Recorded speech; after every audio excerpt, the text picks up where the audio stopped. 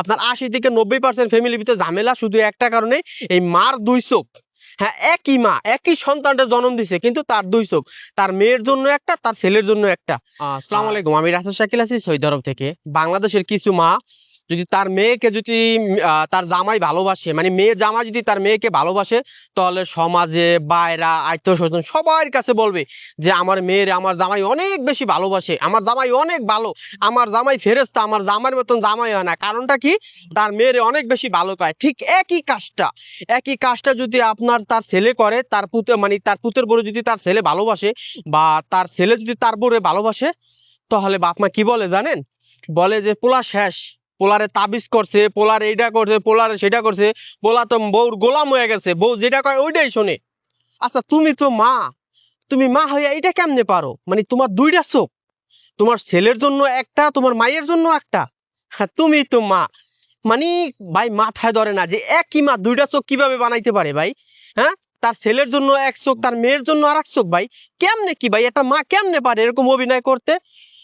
যদি তার ছেলেটা যদি তার বউরে ভালোবাসে, হ্যাঁ, তার বউরে যদি একটু ভালোবাসে, যে তার প্রতি যদি একটু দুর্বলতা থাকে, বা তারা যদি একটু ভালোবাসে, তার একটু আদর করে, তার নিয়ে একটু ঘুরতে যায়, তাহলে বাপ মা কি বলে জানেন?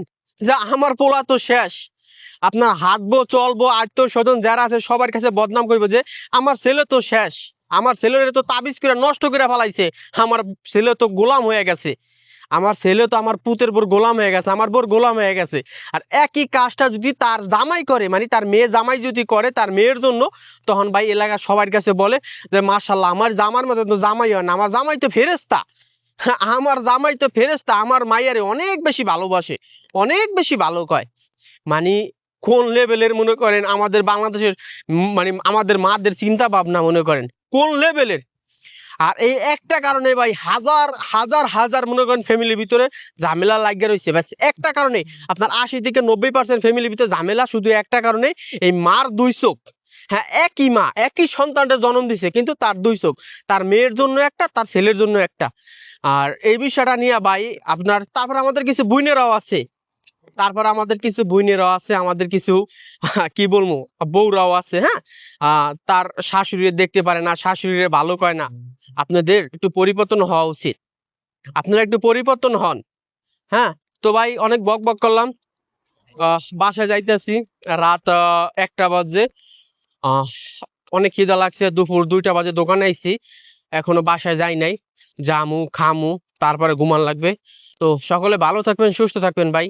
আর আমার কথা যদি কেউ কষ্ট পেয়ে থাকেন, অবশ্যই আমার ক্ষমা দৃষ্টিতে দেখবেন। আর যেটা বাস্তব ওইটাই বলছে ভাই, বানাইয়া বা বেশি ওরকম কিছু বলি নাই ভাই। যেটা সত্য, বাংলাদেশের পরিস্থিতি যেটা ঘটতেছে ওইটাই আমি বলছি।